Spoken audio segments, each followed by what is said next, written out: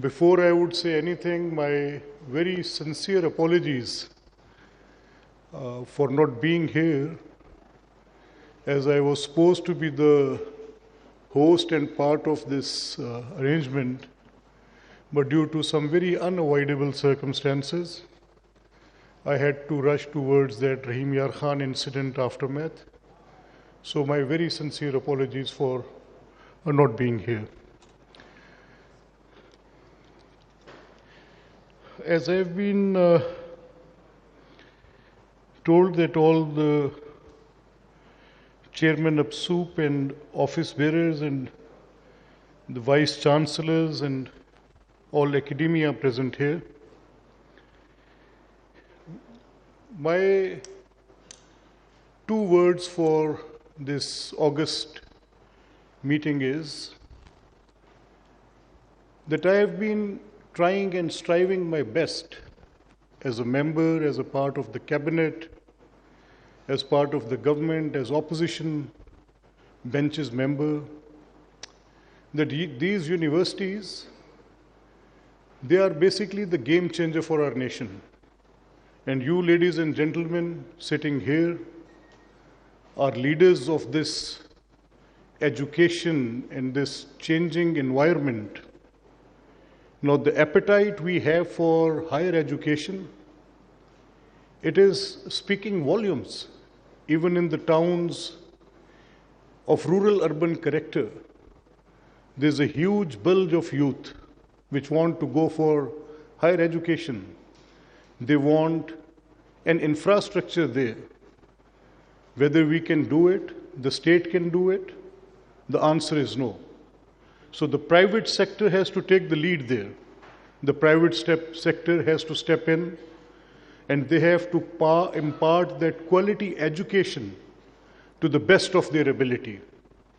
And I won't mince my words here, and to the best of your ability, we can see this transformation. The youth today, we have the largest youth bulge in our region. They are at the same time a challenge and opportunity, both at the same time. Considering it a challenge, that challenge is on your hands. You have to give this basic, general education to them. And why I said basic, general? The universities all around me today are producing, graduates are going there, they are producing masters, they are producing specialized people in the market, they are going out, and they are actually dispensing hope today.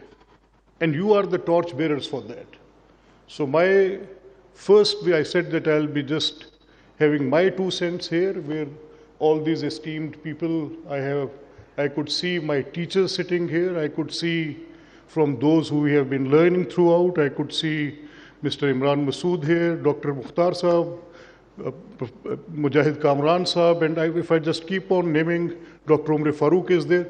If I just keep on naming, the list is long, every single name has to be read out.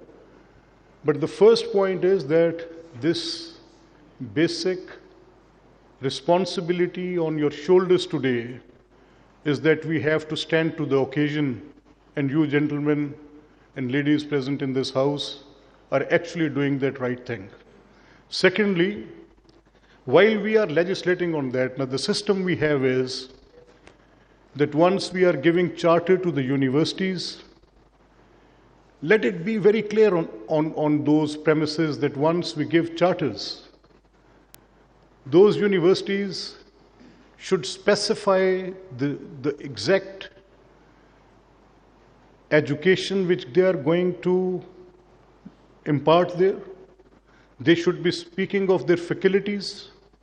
I would be requesting you, they say there's a brain drain from this country. People leave for USMLEs, people leave for UK, people are leaving now for Indonesia and Middle East.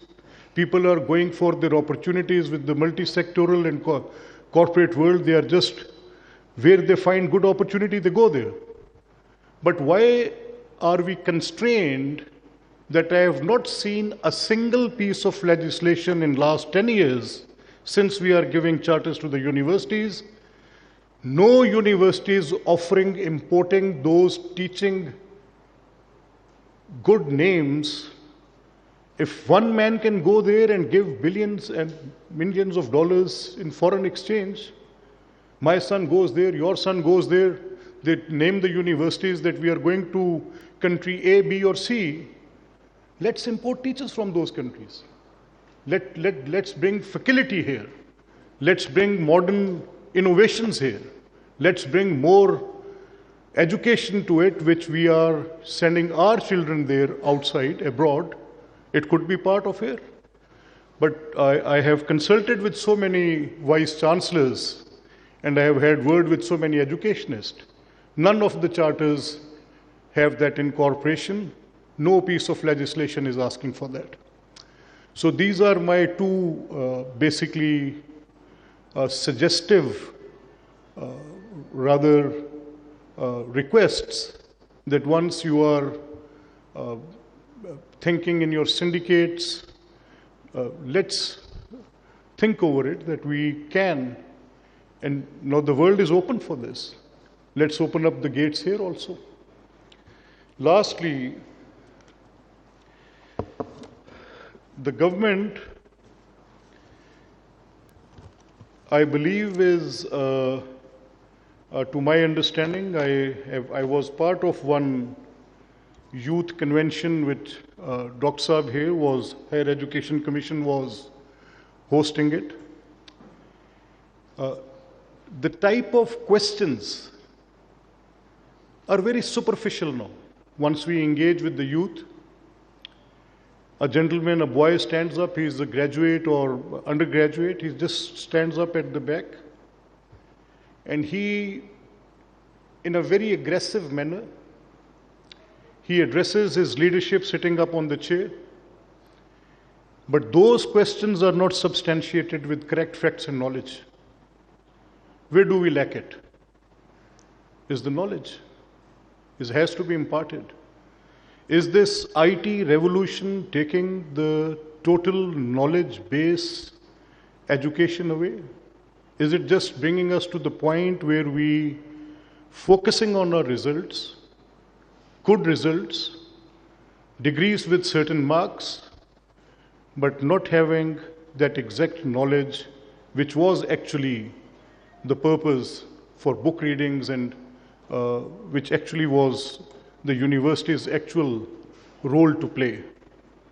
So my suggestion would be, and I have requested both the governments, federal government, I would request the Dr. Saab also here with the Higher Education Commission.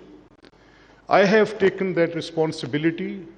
My elected representative's responsibility is that I am walking to my constituencies, every higher school, every degree college, every intermediate school, to private schools, and I'm taking 4 or 5, 6 books which I like, which I think are the ones which actually made my base. That might be of Urdu, that might be of Persian, that might be of English. Whichever books I liked, I have put a note on it, and I'm taking 1,000 books to every school and giving by hand to those students, those who are at the graduation class, and just requesting them that I can assure you, I told those students that I can assure you that once you get involved into this book, you will not put it down unless you complete it.